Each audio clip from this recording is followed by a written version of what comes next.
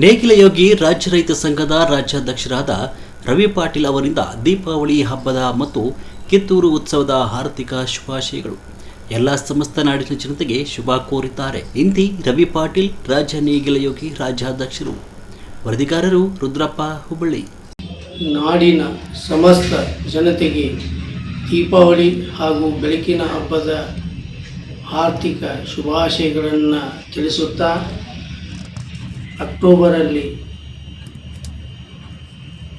23, 24, 25ರಂದು ಪ್ರತಿ ವರ್ಷದಂತೆ 701ನೆಯ ಕಿತ್ತೂರು ಉತ್ಸವ ಸಂಭ್ರಮ ಹಾಗೂ ಸಾಂಸ್ಕೃತಿಕ ಕಾರ್ಯಕ್ರಮಗಳು ಜರುಗಲಿದ್ದು, ಜಿಲ್ಲಾ ಆಡಳಿತ ಹಾಗೂ ತಾಲೂಕು ಆಡಳಿತ ಎಲ್ಲ ಅಧಿಕಾರಿಗಳಿಗೆ ವಿನಂತಿಸುವುದೇನೆಂದರೆ, ಕಿತ್ತೂರು ಕಲ್ಯಾಣ ಕರ್ನಾಟಕದ ಭಾಗ, ಅದರ ಜೊತೆಗೆ ಇದು ಒಂದು ಕಿತ್ತೂರು ಪುಣ್ಯಸ್ಥಳ, ಕ್ರಾಂತಿ ನೆಲ ಆಗಿದ್ದು, ಈ ಕಿತ್ತೂರು ಉತ್ಸವಕ್ಕೆ ಕೋಟಿಗಟ್ಟಲೆ ಹಣ ಖರ್ಚಾಗುತ್ತಿದ್ದು, ಅದು ಮಾಧ್ಯಮದ ಮುಖಾಂತರ ಸರ್ವಧರ್ಮದವರಿಗೆ ತಿಳಿಯುವಂಗೆ ಪ್ರತಿಯೊಂದು ಖರ್ಚು ವೆಚ್ಚವನ್ನು ತಿಳಿಸುವ ಕೆಲಸ ಕಾರ್ಯ ನಡೆಯಬೇಕು.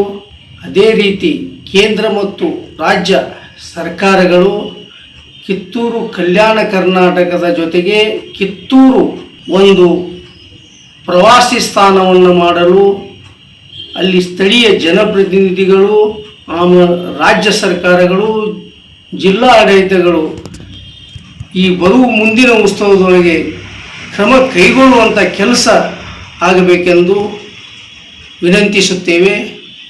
ಅದರ ಜೊತೆಗೆ ಕ್ರಾಂತಿವೀರ ಸಂಗೊಳ್ಳಿ ರಾಯಣ್ಣ, ಚೆನ್ನಮ್ಮನ ಇರುವ ಟೈಮದಲ್ಲಿ, ಬ್ರಿಟಿಷರು ತೊಲಗುವ ಟೈಮದಲ್ಲಿ ಇರುವಂಥ ಸರ್ಕಾರಿ ನೆಲದಲ್ಲಿ, ಕಿತ್ತೂರು ಭಾಗದ ಸರ್ಕಾರಿ ಜಾಗಗಳಲ್ಲಿ ಸಾವಿರಾರು ಎಕರೆ ಸರ್ಕಾರಿ ಜಾಗದಲ್ಲಿ ಎಲ್ಲ ರಾಜ್ಯದ ಮಹಾನ್ ನಾಯಕರ ಪುತ್ಥಳಿಗಳನ್ನು ನಿರ್ಮಾಣ ಮಾಡಿ ರಾಜ್ಯದ ಸರ್ವಧರ್ಮದ ಪ್ರಜೆಗಳಿಗೆ ಕಿತ್ತೂರು ಒಂದು ಪ್ರವಾಸಿ ಸ್ಥಾನವನ್ನು ಮಾಡಲು ಕೇಂದ್ರ ಮತ್ತು ರಾಜ್ಯ ಸರ್ಕಾರ ಕೈಗೊಳ್ಳಬೇಕೆಂದು ಇಡೀ ರಾಜ್ಯದ ನಮ್ಮ ಕಿತ್ತೂರು ಭಾಗದ ಎಲ್ಲ ಸರ್ವಧರ್ಮದ ಪರವಾಗಿ ರಾಜ್ಯ ಮತ್ತು ಕೇಂದ್ರ ಸರ್ಕಾರಕ್ಕೆ ವಿನಂತಿ ಮಾಡಿಕೊಳ್ಳುತ್ತೇವೆ.